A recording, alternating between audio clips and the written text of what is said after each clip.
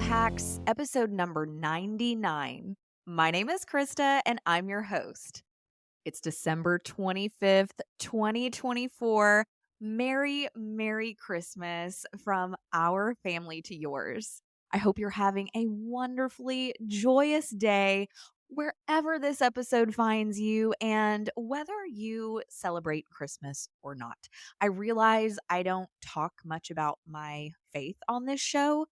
I do believe that Jesus is the reason for the season. So I want to take just a super quick moment before we get into today's episode to share a special word with you. It's easy to get wrapped up in the commercialization and festivities that come with this time of year. And it's common to feel reflective around the holidays, feeling behind in certain areas of life or inadequate in comparison to neighbors, colleagues, friends. But I want to spread some hope and let you know that you're exactly where you're supposed to be. The gifts, glitz, and glitter are not what Christmas is all about. It's okay to not have it all figured out or have all of the answers. No one does. And if you're not a Christian, or maybe you are, but it's been a while since you've read the Christmas story, or even if you never have, I highly encourage you to do so. It's inspiring and it's hopeful. You can find it in a few different places in the Bible, but mainly Matthew chapter 1, verse 18 through chapter 2, verse 23, and Luke chapter 2, verses 1 through 20. And if you don't have a Bible, search for the Christmas story online or YouTube because there are some beautiful readings of it out there. There are also some fabulous free apps where you can find the Christmas story and other searchable Bible passages. Christmas is such a special time, a season filled with joy, love, and the hope of something greater. It's more than just the twinkling lights, the gifts, or so many of our cherished traditions. Christmas reminds us of the ultimate gift, Jesus. It's a time to pause and reflect on the hope he brings, even in the most uncertain moments of life. If you're feeling overwhelmed, lonely, or uncertain this season, I encourage you to lean into Jesus, whether you've walked with him for years or have never turned to him before. Christmas is a reminder that he came for you to bring peace to the chaos, light to the darkness, and hope to your heart. There's no better time than now to embrace the love and joy he offers freely. Speaking of pausing and reflecting, today's episode is going to be a quick look back at the past 12 months to share some of the highlights of my 24 and 24. See what I checked off and what may be rolling over to 2025. This is a fun exercise inspired by author and fellow podcast host Gretchen Rubin. For the last several years, Gretchen and her sister have reviewed their annual lists on their Happier podcast, and that inspired me to do the same. But before we get into that, I just want to say this is where I would normally go through my quick intro, share what this podcast is all about and why I started it. But moving forward, I am changing this up. If this is your first time here, feel free to take a quick pause, scroll back to wherever you're listening from, and take a listen to the trailer for this podcast. You can also scroll back to literally any of the previous 98 episodes and hear more about what Secret Mom Hacks is all about. But starting today forward, we're diving right into the meat of today's show. So, wherever you're tuning in from, make sure you hit that follow or subscribe button so you don't miss a single episode. Now, let's jump into my 24 and 24 and see where they landed. First, let me point out that I did not accomplish all 24 items on my list. And that's totally okay. I love that this exercise helps me be mindful of important goals and activities that I've been wanting to get checked off my list, but they're not etched in stone. I know I'm not a failure if I don't tick them all off the list. It just helps me be more mindful as I'm moving through each month and throughout the year. For the sake of time, I'm going to share with you some of the items I accomplished and a few I didn't. Now, if you want to hear a more thorough version of what I was moving towards for my 24 and 24, you can always go back and listen to episode 51, which goes over more thoroughly my 24 and 24. So let's jump into the things I did accomplish. One of the items on my list was to organize a mom's gathering. Now, in my mind, I had a little bit of a vision of how this was going to look, but I did do this. I've actually started a group for mompreneurs. It's a virtual group called Mom Boss Mastermind. It primarily consists of many of the awesome moms that I met back at Mom 2.0 this past year and the year before. So, if you are a mompreneur looking to join a great group of like minded, driven mompreneurs from all across the country and perhaps at some point globally, submit that form and I will get you more details. The next item on my list was to release 52 podcast episodes in 2024. I did it. Woohoo! That feels great. In fact, y'all, next week's episode is episode 100. Wow, I can't even believe it. I cannot believe I am on the cusp of that major milestone. Secret Mom Hacks is entering the triple digits, y'all. So, yes, this past year, I released those 52 podcast episodes so we can check that off my list. Another item on my 24 and 24 was to attend 3 podcast or voiceover meetups. I almost completely accomplished this one. I said I wanted to attend 3. I got 2. Earlier this year, I attended the Podcasting Moms Conference, which was right here in Nashville and was so super duper fun. Met some amazing podcasting mamas. And then just within the last few months, I also made it out to one of the PodFest tour stops that came through Middle Tennessee, which was exciting. They toured the country for PodFest, which was amazing. I haven't yet been to the full on PodFest, but that is on my goal board to make it out to at some point. I don't know that that's going to be a 2025 thing, but maybe 2026, 2027. We'll see where those cards land. But nonetheless, it was so fun and exciting to get out and network with other podcasters at these events. Another item I ticked off my 24 and 24 was to run a marathon. Yes, I did it. This past November, I ran the Louisville Marathon. I completed it. I was not the fastest. That was not the goal. I was not the slowest. I didn't get scooped up by the van. I finished it. This is such a huge goal. There's been a couple of podcast episodes over the last year where I have talked about this goal of running the marathon. I've also done several episodes about why I love running, and I try to make it a daily habit. A lot of times it ends up being a few times a week, but I love running so much. It felt so good to check that item off my goal list. Will I run another marathon one day? Maybe. I felt so strong and, of course, very tired and sore afterwards, but it felt so good to be able to say, hey, I'm a marathoner now. I think my sweet spot might be half marathons at this point. I've run 3 half marathons, just done the one full. Running that marathon took so much consistent training and dedication, from running 5 days a week to consistently stretching before and after so I didn't further injure myself. Spoiler alert, if you missed this part of one of my previous episodes, I was training to run a marathon in 2023. I injured myself. I got plantar fasciitis and had to take a few months off to recover from that.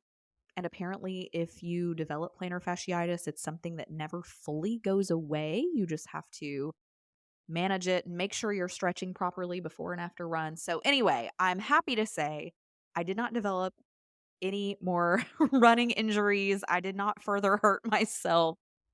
And again, aside from the normal aches and pains of just running 26.2 miles, I did not further exacerbate that running injury. So, yay, the marathon is off the list. If you're a fellow runner and you've never ran a marathon, I highly encourage you to maybe think about pursuing that, because once you've done it, nobody can take that accomplishment away from you. So, yay, cheers to all my fellow runners out there. All right, another item on my 24 and 24 list was to book a mini media tour for Secret Mom Hacks. So, I made it a goal to guest on several podcasts and also work on some local media opportunities here in Middle Tennessee. So, I did that. Check that off the list, made some local appearances on some of the local morning shows here in Nashville. And I also managed to book myself on several other podcasts, which was fun. I'm definitely going to carry that initiative over into 2025 as well, because there was definitely some great synergy between what I was delivering out to those other shows and vice versa. So if you haven't done that for yourself before, if you're another podcaster, I highly encourage you to consider guesting on other shows, but because it can be a great way to not only build your podcast visibility, but also your personal brand. Okay, the next item I accomplished on my 24 and 24 list was to take a family camping trip. This was such a blast, y'all. My husband, our daughter, and our doggo took our first ever family camping trip this past June, and we had a total blast. We did the primitive campsite with a tent that we put up on our own. We took all of our food, we cooked it on the campfire. The dogs swam, the kiddos swam, we went fishing. We had so much fun. We're definitely doing that again. I have not camped since I was a little itty bitty girl, and it was just really, really a good time. So eager to make that happen again in the coming year. Another item we successfully accomplished this past year was to host a monthly family meal. Now, did it happen every month? No. But it happened many of the months. I don't know. There were probably 3 or 4 months where we just didn't make it happen because everybody was so busy. But it felt really good to make that concerted effort to host our family in our home around our dinner table, cook some different casseroles and soups and yummy desserts, and invite other family members to, do a potluck style, have them bring some of their favorite dishes. And of course, we do this a lot around the holidays anyway, but it was fun in the spring and in the summer to make that happen too. And this is definitely another thing that I'm eager to carry over into 2025 as well. Not putting that pressure to do it monthly, but to be consistent with it, because y'all, life is short, time is precious, and so is family. And while our daughter is young and excited and eager to spend time with us, I want to make the most of that time we have together. So definitely planning to continue consistent family meals and gatherings in 2025 too. Okay, so those are a handful of the things I did accomplish this year. Now I want to touch base on just a few of the items that I didn't accomplish. Like I said earlier, it's totally okay. I said I wanted to read 12 books this year. I did not. Now, I don't know what the actual number is. It's probably more like 8 books. And frankly, the only reason I even got through 7 or 8 books is because of audiobooks. I listen to a lot of podcasts, and thanks to the library, our local library, I use a Libby account. If you are not using Libby, by the way, and I know there's a couple of others, but Libby is awesome. It's free. It's through your local library, as long as that's something your library offers, of course, but it's free, and it's just like checking out an audiobook through your local library, but it's all through your phone through this app. So I actually have a book checked out right now that I've got another, 7 or 8 days to listen to it, which is great because I listen to books when I'm walking or running or on my commute, as I'm running errands and so on. Highly encourage you to check out Libby if you haven't, but that's okay. Maybe that's something, maybe I will stick that back over into 2025. Maybe instead of trying to read 12 books, we'll meet in the middle, and maybe I'll make it a goal of reading 10 books, knowing that with the help of Libby, I can do it. Something else I didn't accomplish was making bath bombs. I have to admit, y'all, I actually haven't been taking many baths. Things have been so busy. I've just been enjoying my showers and finding other ways to enjoy my self care, whether that's a walk through the neighborhood or just enjoying time on the couch, watching something on Netflix or reading a magazine, snuggling with my family. I just didn't get around to making any of those bath bombs. And honestly, I don't know if that's something that's even going to go on my list for 2025. Another item that I did not check off my list was to secure 5 voiceover jobs. Frankly, my priority in 2024 was this podcast and keeping our household and other things afloat. So I just did not prioritize those voiceover jobs, and that's okay. And will I in 2025? Time will tell. Over the course of these next few weeks, I'm going to be thinking through my 25 and 25. So, will that make it over there? We'll see. I don't know. Another item I did not check off was booking a rage room experience. Now, I'm a little surprised because this is one that I also had planned in 2023. I put it on 2024. It didn't happen either year. And this is one I've been really interested in and excited to do. I actually thought it may make it onto my 40th birthday plans. I turned 40 earlier this month. And as I was thinking through those birthday plans, I didn't necessarily want it to be, I didn't want my birthday plans to involve something that exerted a lot of energy like that. I wanted my birthday to be a little more celebratory and calm, I suppose. So I put that on the back burner, and I do still think that that's something I want to do next year. So we will see over the course of the next week or two as I am revamping and assessing all of the things that I did and didn't accomplish on this list. And we'll see what rolls over to 2025. More to come there. But I appreciate you tuning in today, listening what I did and didn't accomplish on my 24 and 24. If you have not done this practice, I highly encourage you to do it. I am not a fan of New Year's resolutions. I feel like for some reason they're kind of limiting. And frankly, studies show that after January and certainly February, by the time March rolls around, most people have not moved forward on those resolutions, and a lot of people just kind of give up. So that's why I really like this 24 and 24, 25 and 25. I like this whole concept because there's no shame in whether you accomplish them or not. And it's something that's easy. I set a reminder for every 24th of the month.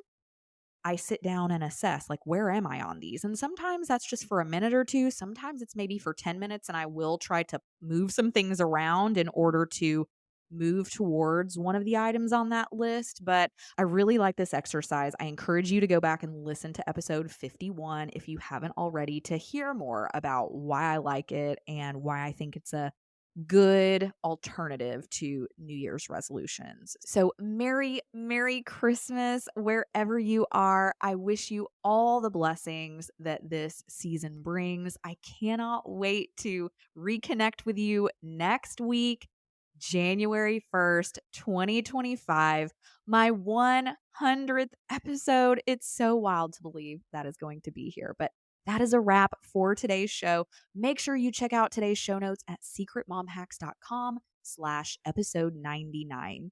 Thank you for joining me on this episode of Secret Mom Hacks. I appreciate you spending time with me today and hope you found today's topic helpful. If that's the case, please follow me on your favorite podcast platform if you haven't already. Give me a 5-star rating and leave a review sharing your favorite takeaway so far. You can do all of that by going to ratethispodcast.com/secretmomhacks. Don't forget to stop by secretmomhacks.com, where you can find resources and enter your email address so every new episode is delivered straight to your inbox. Stay tuned for next week's episode 100. And until then, you've got this, mama.